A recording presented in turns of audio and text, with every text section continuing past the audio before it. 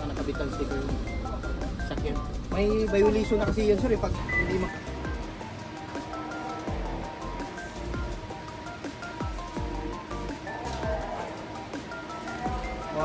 Morning.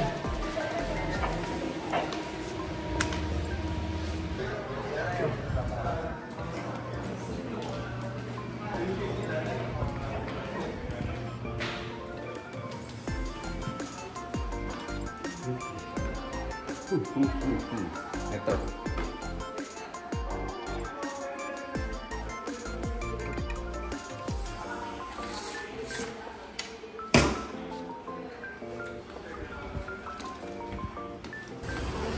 Vehicle sticker application form. Yan. Mag-a-apply tayo ng sticker dito sa condo unit. Nagkakahigpitan sila. Pero ang good thing naman, mura lang, 50 pesos lang. Kaya yakang yaka. So, actually kailangan din naman talaga maghigpit sila ng ganito para na-filter nila yung mga labas-pasok ng condo ng area. So, a-apply tayo. Yan.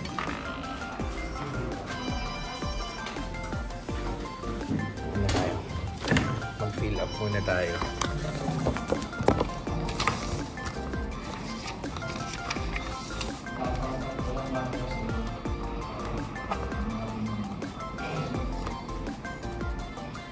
Ate, sticker. May OR na ako. Sige.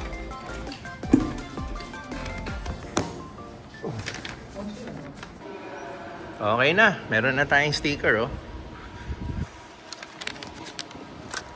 And pinayagan din tayong ikuha na ng sticker nung para kay Tinsel. So, tayo na lang magdidikit. So, 100 pesos, 50 pesos isa.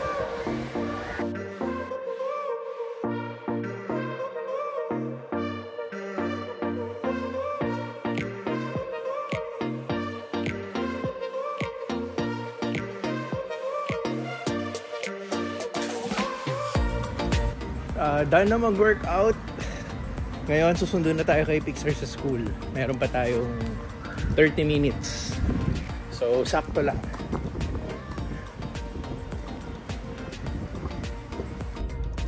Yan po yung outside weather natin. 36.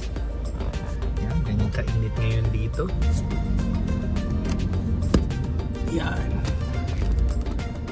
Approaching Alabang na po tayo. Para magsundo kay Pixar. Yan.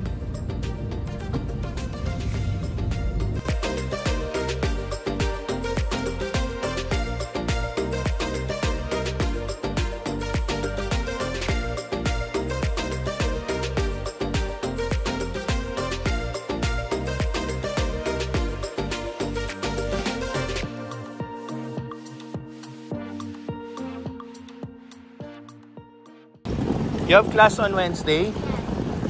I thought it's off day. No? Oh, we will ask mommy, okay?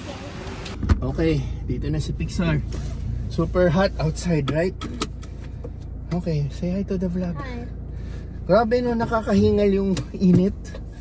Anyway, Pixar, hanggang kailan na lang kayo pala sa school? We have 7 days of class yet. April 23 is the end. Hanggang April 23 na lang kayo? Yeah. Malapit na yung bakasyon nila. Anyway, ayun. So, pahinga ka muna dyan. Dadaan kaming bangko pala. Dito na lang siguro sa country club. Kasi, may credit card po ako na, parang, ano bang tawag doon? Yung Citibank credit card ko, Citibank Philippines, na sila, binenta na nila yung nila sa Union Bank Philippines. Yan. So ang ang Union Bank na ngayon ang nagmamay-ari kung saan meron akong credit card. Did you understand that? No. I have a Citibank credit card. Okay. Okay? And then Citibank sold that one to Union Bank. So my credit card right now is not Citibank anymore. It's Union Bank now. Yeah. Yun, ang problema, hindi ko ngayon ma-access yung online ko. So hindi ko makita yung mga transactions ko, kung may nabibill ba sa akin o no. The problem is I cannot access my online account. Yeah. So hindi ko ma-access yung online account ko. Nagtatry akong dinownload ko yung app ng Union Bank. May instructions sila sa text message, pero hindi ko pa rin ma-access. So yun ang isasadya natin ngayon. Buti na lang dito sa Alabang Country Club, mayroong Union Bank na branch. So malapit lang sa school ni Pixar. Sasaglitan natin. Magtatanong tayo bakit hindi natin ma-access, or kung pwede bigyan nila ako ng access. Yan. So yun lang.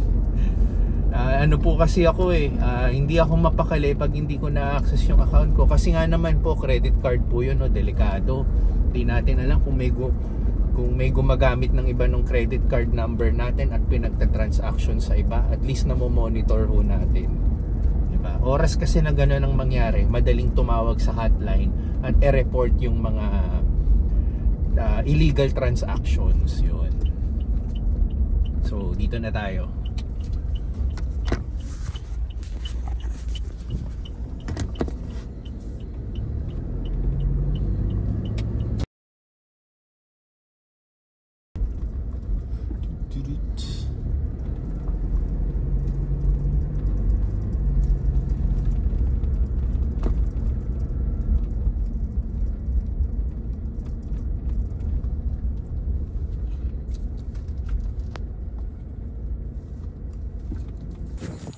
Yan. Tirik na tirik ang araw. So punta muna tayo sa bangko, magtatanong tayo. Ayun lang, malas tayo. Sarado, hindi tayo aware. So ito, Tuesday to Saturday. So hindi tayo aware na sarado sila pag Monday. Sa ibang Union Bank na lang tayo, pero ayoko nang sa ibang araw na lang pag sinundo natin si Pixar. Malas lang. Anyway, restroom na lang tayo, Pixar. This is ladies. Doon tayo sa kabila. May paraffol sila. Lexus and Tesla. Wow. I saw that poster. This is Tesla. Paraffol nila, Tesla. Electric car. This is hybrid. See? This is Tesla Model 3. Ito naman, Lexus IS 300. Yan. Ito, malupit, electric car. Let's go.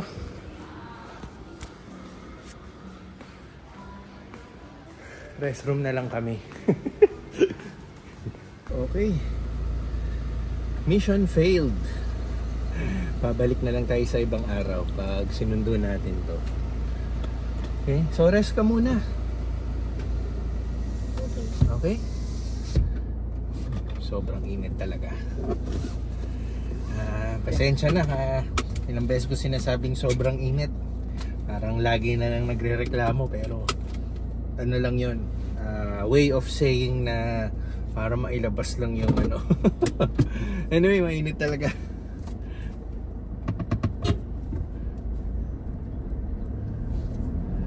Okay, so dadaan lang kami saglit sa Pure Gold sa May Pilar. Bibili lang kami ng mga kung ano-ano, abu-abubot, kasi hindi naman kami dediretso ng mall. So pagbibigyan lang natin to. Magbibili-bili lang ng mga candies niya or chips. You want chips ba? Candy. Candy? Okay. We'll go there. Yan, bili muna tayong tinapay.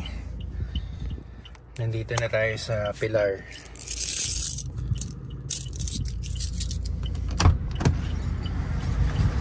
Okay. Ito ulit yung kinuha natin. Yan, masarap kasi yan. Ang ating usuals. 8 po, no? Kahit ito po 8, no? So 48.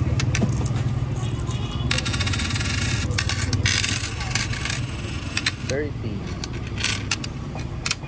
40, 45. Ayan po, 40.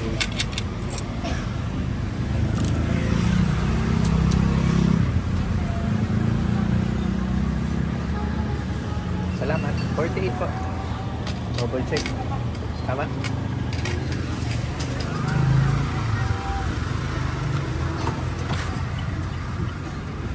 Okay.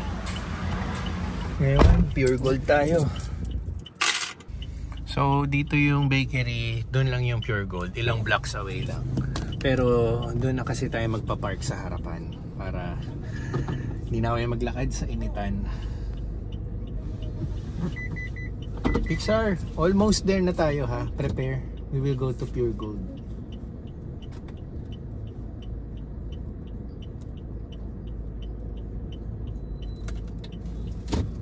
Okay. So, dito lang naman yung pure gold. Papark ulit tayo sa kabilang side. Bawal kasi mag-park dito sa right side. Dito lang allowed sa left side. Yan. Ito na yung pure gold oh. Pilar Village Mini Mart Pure Gold. Yan. Yung color yellow na ito sa right side. So dito tayo magpa-park. Dito allowed mag-park.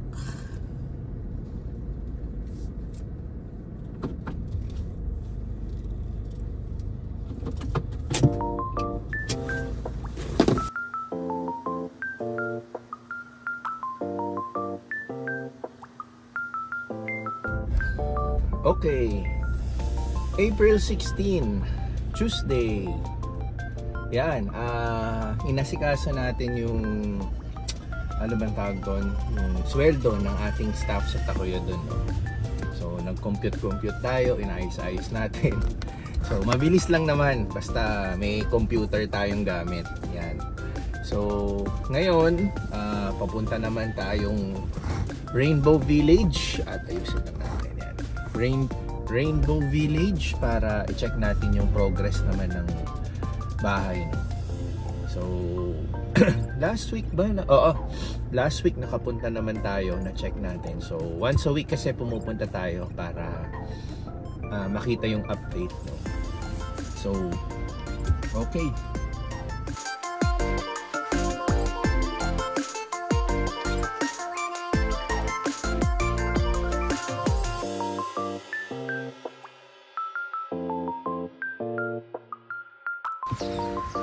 Okay.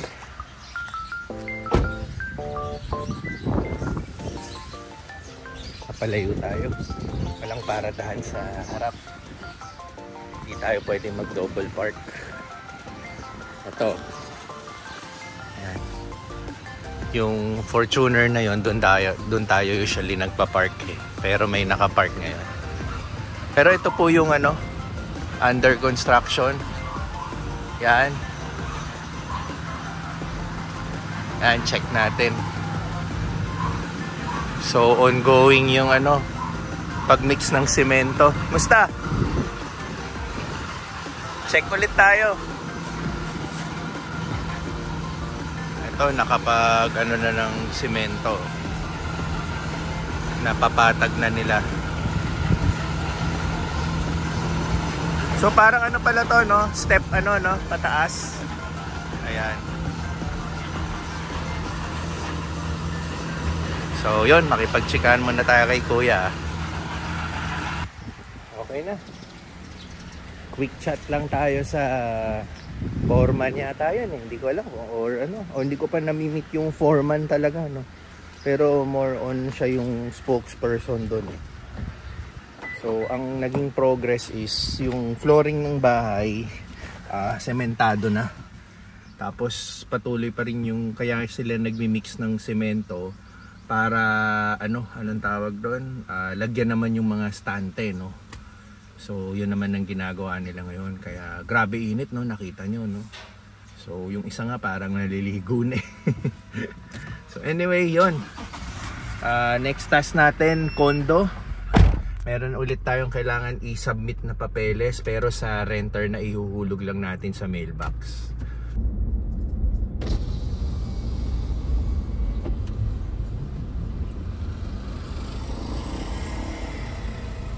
Ay, iba na. Oh, iyayabang ko na yung sticker ko. Iyayabang ko na. Sinabihan ako kahapon na kailangan ko nang kumuha eh. Okay, sir, camera na dinidikispan ngayon. Ha? Lahat daw talaga. Oo. Mag-provide ng sticker. Ayan nga, inayabang ko na sa'yo. Sige. Pagka-pera kasi ako nakaraan eh. Ande kahapon, hinarang ako ni ano, sino ba yun nandito? Javier ba? Pangalan niya. Hindi ko alam pangalan niya eh. Pero alam ko lang, sabi niya, sir, yan, sticker. Sige, kumuha na agad ako. Ginawang pa sa amin yun. De, pero tama lang yun, no. Pero yung iba nagre-reklamo daw. Kailangan daw pinapakuha sila ng sticker kahit wala silang parking slot. Pag kumas na residente dito, sir. Oo, kahit may kotse. Pag may sasakyan kang dinadala, kailangan mo Sticker? Hindi na pwede mag-iwan ng ID pag gano'n. Ah, gano'n? Kahit wala kang parking slot. po, sir. Ayun yung nare-reklamo kahapon. Sabi niya, wala na nga akong parking slot, mag-sticker pa ako. Sabi niya. Ewan ko ano nangyari doon. Ha? Kailangan, need pa talaga din. Ah, kailangan pa rin. Ayun. Finlex lang natin yung kinabit nating sticker kay Kuya Guard. Ayun, ewan ko kung narinig nyo, no? May mga nagre-reklamo kasing unit owner na yung may mga kotse pero wala silang parking slot talaga. Pinapakuha pa rin sila ng sticker, nagre-reklamo sila. So tinanong ko hindi ba pwede mag-iwan na lang ng ID? Hindi eh. Sa bagay, rules is rules, no? And tulad din ng sabi ko kay para saan ba yung 50 pesos lang for the whole year, 'di ba? Kung i-divide mo naman yun by 12 per month, para mga 5 pesos a month, 'di ba? So yun lang, 'di ba? Kailangan dito kung nagkuha tayong unit dito, kailangan natin sumunod sa rules, 'di ba? Kung ayaw nyong maabala, 'di ba? Kung ayaw maabala. So anyway, ayun, nandito na tayo. Maghuhulog lang tayo ng documents dun sa mailbox ng ating renter. And then, of course, gym. Hindi natin aalisin ang pag-gym, 'di ba? Okay, madilim na yata. So ito yung ihulog natin sa mailbox ng renter natin. Copy to ng contract niya. Yun, na nagre-rent siya sa unit.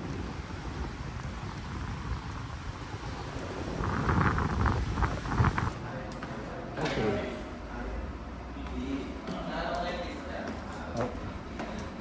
Sa kabila. Okay. Picturean muna natin So, ito hindi ko pala napakita kahapon. May bago ngayon naka-display dito ulit, no? Kasi every season may naka-display dito sa gitna ng South Mall. So, ito naman yung naka-display ngayon. Gummy bears, no? Tapos, South. Tingnan natin, ikutin natin, So, para siyang summer theme, no? Parang outdoor na tulad niyan, upuan.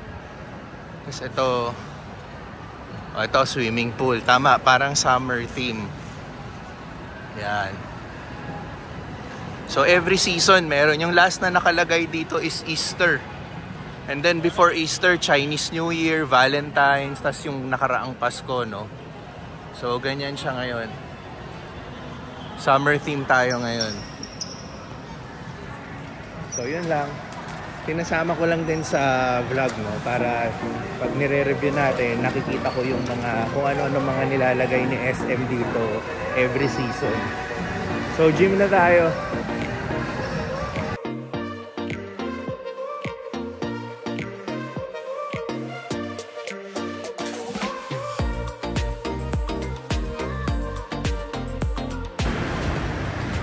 Finish na ulit mag-workout. Lunch break. Bago pala tayo mag-lunch, mag-grocery pala muna tayo sa Ready Hit Go. Unahan na natin sa supermarket habang lunch break para mas sure na konting tao. Kasi karamihan nagla-lunch pa eh. So, konti lang naman ang ating i-grocery. Kasi meron na naman ulit tayong Ready Hit Go this week.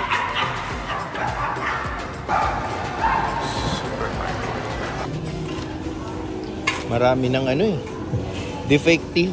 Kailangan ano, yung iba kumakanan, yung iba kumakaliwa. Hihila yung mga pushcart minsan nila, no, yung sa SF, hinihila ka minsan pa kanan, minsan pa kaliwa, minsan ayaw umandar. Kailangan mamili ka na ng ano eh, no, para komportable yung pag-grocery mo. So anyway, yan, no, konti lang ang tao. Tama-tama sa lunch break tayo mag-grocery. After neto, doon na lang tayo kakain. Yan, lunch break. Saksakan ng blueberries at mangga.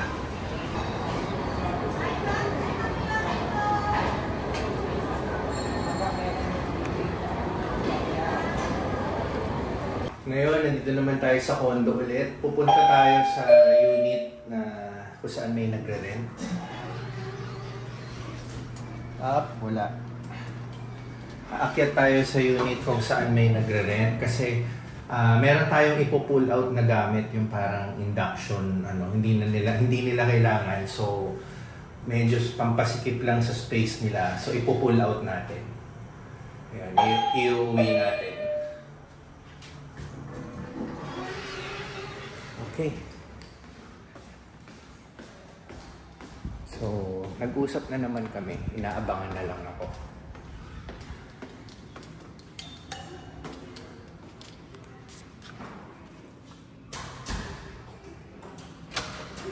Hello! Hi. Kunin ko na. So, hindi nyo kailangan? Oo. Sigurado ka? Bibili ako mamaya ng ano, tapos ibabalik ko sa 314. Okay. Sige. So, ito yung pinulout natin. Hindi ko na kayang hawakan tong phone habang ano eh. Hindi ko na kayang mag-vlog habang bit-bit ko to. So, ito yung mga pinulout natin. Ito parang induction stove, no? Tapos may telepono pa eh, tsaka internet. So mukhang may sarili silang internet. So yun. Okay. So oras na para umuwi. Natapos din natin yung mga task natin. Magpapahinga naman tayo. And then later, I think wala na akong gagawin pala kasi si Tinsel may pilates siya ngayon. And then tuloy-tuloy na siya sa Alabang yung pilates niya. And then mag-i-stay na lang siya sa bahay ng parents niya. And then susunduin niya si Pixar sa baseball. Baseball practice nga pala ni Pixar today. So, okay. Tapusin ko na po muna yung vlog today. Salamat po sa panonood. And start ko na pala yung kotse. Ang init na. Sige po, ingat po kayo.